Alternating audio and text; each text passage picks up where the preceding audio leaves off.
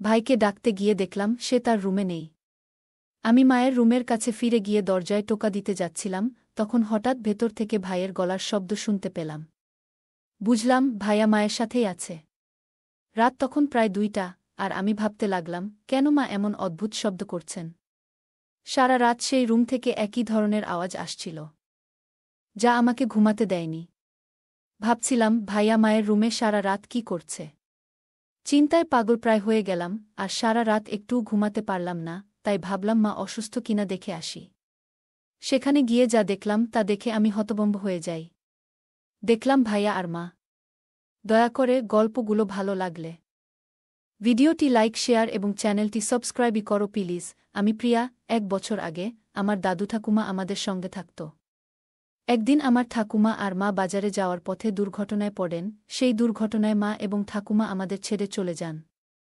তখন থেকে বাড়িতে আমরা মাত্র 4 জন ছিলাম, আমি, আমার ভাই, দাদু আর বাবা। পাড়া প্রতিবেশীরা বাবাকে পুনরায় বিয়ে করার জন্য পরামর্শ দিতে থাকেন, কিন্তু বাবা তাতে রাজি হননি। 8 মাস আগে দাদু আমাদের বাড়িতে একজন কাজের মেয়েকে রাখেন। আমি তখন 13 বছর বয়সী ছিলাম, তাই রান্নার চেষ্টা করলেও সব সময় সফল হতাম না। এদিকে বাবার রেস্তোরাঁও যাও আসা চলত, এবং সেখানে এক 27 বছর বয়সী মেয়ে নিয়মিত আসত। তার নাম মারিয়া, এবং সে বাবার থেকে প্রায় 15 বছর ছোট ছিল। তবুও সে বাবার প্রতি আগ্রহী ছিল, বাবাকে অনেক পছন্দ করত। আর বাবা তখন 42 বছর বয়সী ছিলেন।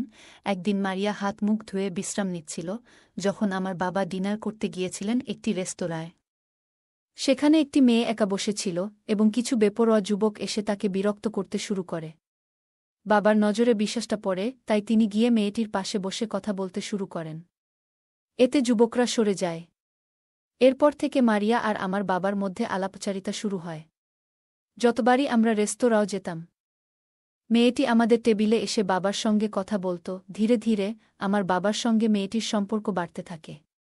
একদিন মেয়েটি বাবাকে জানায় সে একটি রুম ভাড়া নিতে চায়, বাবার সাথে সময় কাটাতে চায়।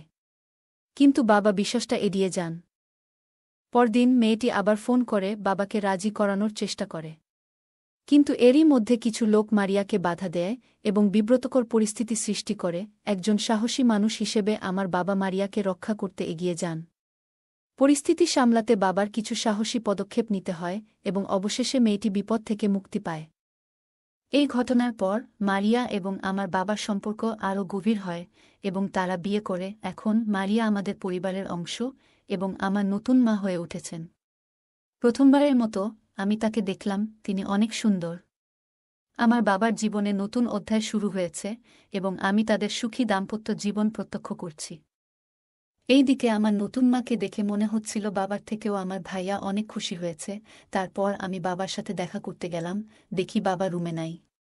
পরে যখন বাবা বাথরুম থেকে বের হয়ে তার রুমে যাচ্ছিলেন, আমি তাকে আলিঙ্গন করে নিজের রুমে ফিরে এলাম। প্রতি রাতে বাবার সাথে দেখা করেই ঘুমাতে যেতাম। আমার নতুন মা আমার উপর কখনো রাগ করতেন না, বিশেষ করে যখন থেকে বাবা দ্বিতীয়বার বিয়ে করেছেন।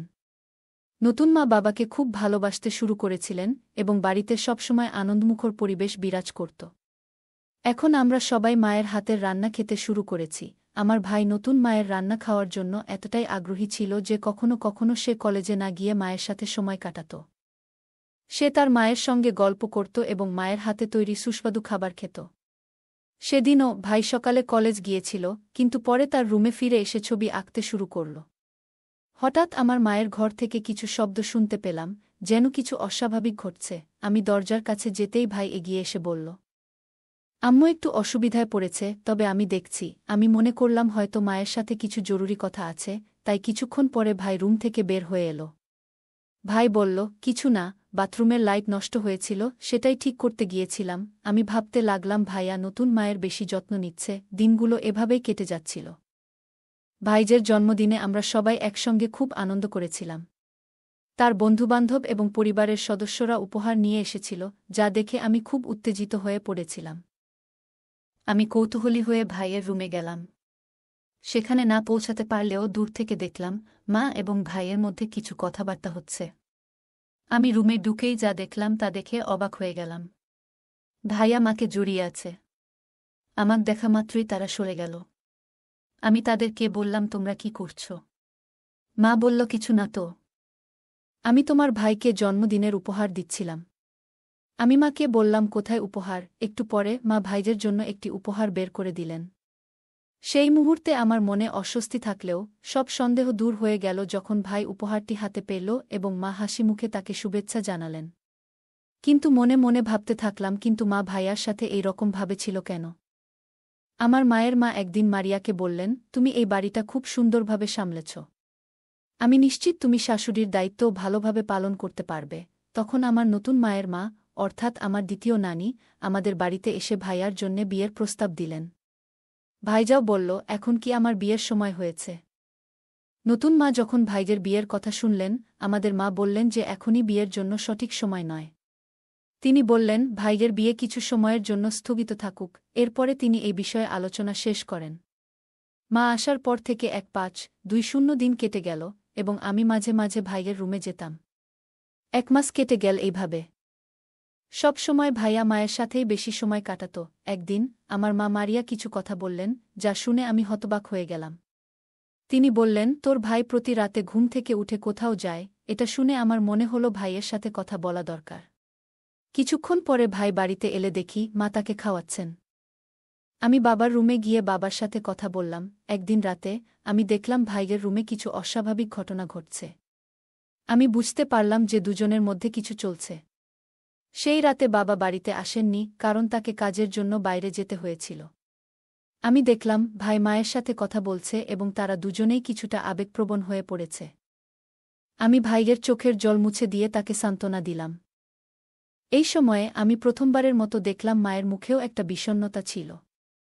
আমি রান্নাঘরে গিয়ে মায়ের জন্য পানি নিয়ে এলাম এবং বললাম, মা, তুমি কেঁদো না, আমি তোমার পাশে আছি। কিন্তু কী বিষয়ে তারা কষ্ট পাচ্ছে সেটা তা আমাকে বলল না। এরপর 5 দিন এভাবেই কেটে গেল। আমার ছবি তোলার শখ ছিল। তাই আমি নতুন মায়ের ছবি তোলার সিদ্ধান্ত নিলাম। মায়ের রুমে গিয়ে তাকে বসতে বললাম এবং তার ছবি তোলা শুরু করলাম। মা তার চুলগুলো সরিয়ে একদিকে বসেছিলেন আর আমি ছবি তুলতে লাগলাম। হঠাৎ দেখি মায়ের পিঠে কিছু দাগ রয়েছে।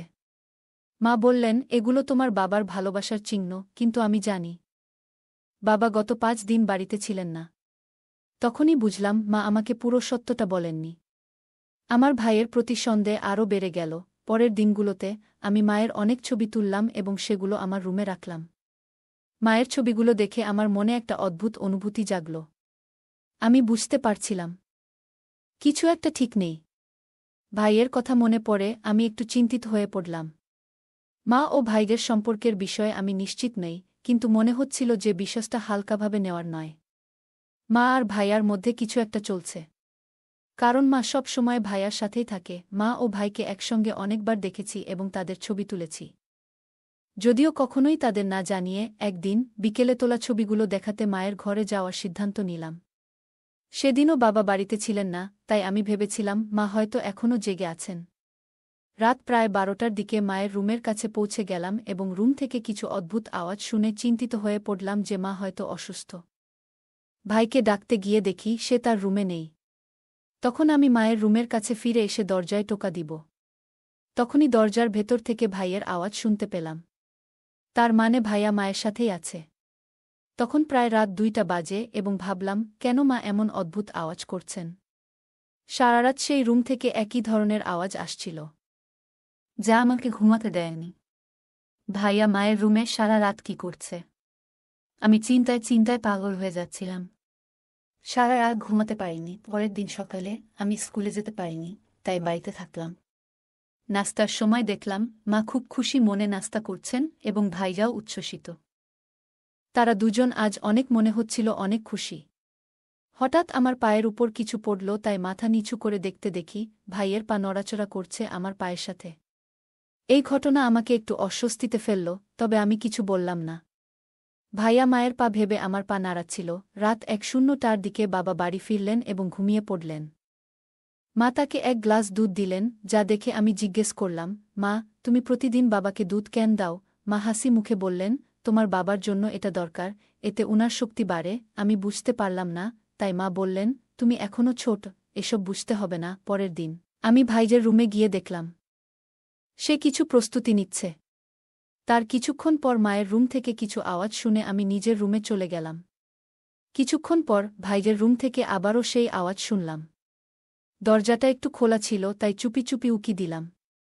সামনে যা দেখলাম তাতে আমি খুবই অবাক হলাম। আমি যা দেখলাম তা বিশ্বাস করতে পারছিলাম না। তাই তাদের কিছু ছবি তুলে রাখলাম। পরে নিজেকে স্থির রেখে রুমে ফিরে এলাম এবং ভাই ও মায়ের কিছু পুরনো ছবি দেখতে লাগলাম। সেই ছবিগুলো দেখে আমার মনে কিছু প্রশ্ন জাগল, কিন্তু আমি তা নিয়ে ভাবতে চাইনি। মা বাবাকে ঠকাচ্ছে, আর ভাইয়াও বাবার সাথে বেইমানি করছে, যা ঠিক নয়। মায়ের কিছু কথা আমার মনে পড়ছিল, যেখানে তিনি মাঝে মাঝে ছোট ছোট কাজের জন্যে ভাইয়াকে ডেকে আনতেন তার ঘরে। আর আমি যখন সাহায্য করতে যেতাম তিনি বলতেন, তুমি এখনও ছোট, সে সময় হয়তো কিছু বুঝিনি, কিন্তু আজ আমি যা দেখলাম তা আমাকে ভাবিয়েছিল। মাথা ঠান্ডা রেখে আমি বিছানায় গিয়ে শুয়ে পড়লাম। পরদিন সকালে বাবা অফিসে যাওয়ার প্রস্তুতি নিচ্ছিলেন, কিন্তু হঠাৎ মা অসুস্থ হয়ে পড়লেন। ভাইয়া দেরি না করে ডাক্তারকে নিয়ে এলেন। সেই দিন আমরা এক মিষ্টি খবর পেলাম, মা গর্ভবতী। আমি এই খবরে খুব খুশি হলেও মা ও ভাইয়ার মুখে এক ধরনের অস্বস্তি দেখলাম, যেন তারা খুশি নয়। সেদিন বাবা ছুটি নিয়ে সারাদিন মায়ের খেয়াল রাখলেন, তবে মায়ের আচরণে কিছুটা অস্বাভাবিকতা লক্ষ্য করলাম। বিকেলের দিকে মা আবারও ভাইয়ার রুমে গেলেন। আমি কিছুক্ষণ পরেই সেই রুমের দিকে গেলাম। দরজাটা একটু খোলা ছিল, তাই ভেতরে উকি দিলাম।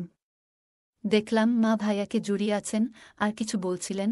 মনে হচ্ছিল তারা ভবিষ্যৎ নিয়ে কথা বলছিল। ঠিক তখনই বাবা এসে আমাকে দেখে ফেললেন। তারপর বাবা রুমে ঢুকে তাদের ওই অবস্থায় দেখে ফেলে। বাবার মুখে কোনো অভিব্যক্তি ছিল না, মায়ের মুখ বিবর্ণ হয়ে গেল, যেন কিছু বলতে চাইছিলেন কিন্তু পারেননি।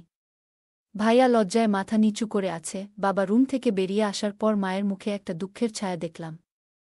ভাইয়া বলতে থাকে যে মাকে নাকি সে 4 বছর থেকে ভালোবাসে, বাবারও অনেক আগে থেকে। বাবার ভয়ে এসব কথা বলতে পারেনি। আমার মা বলল যে আমার পরিবারের লোকেরা আমাকে অন্য কারো সাথে বিয়ে দেওয়ার পরিকল্পনা করছিল। আমি অনেক চেষ্টা করেছিলাম, কিন্তু আমার বাবা কিছুতেই রাজি হচ্ছিলেন না তোমার ছেলের সাথে আমার সম্পর্ককে মেনে নিতে। সেই সময়ে সুনীল আমাকে বলেছিল, যদি আমি তোমাকে বিয়ে করতে না পারি, তাহলে হয়তো জীবনে অন্য কাউকে বিয়ে করতে হবে।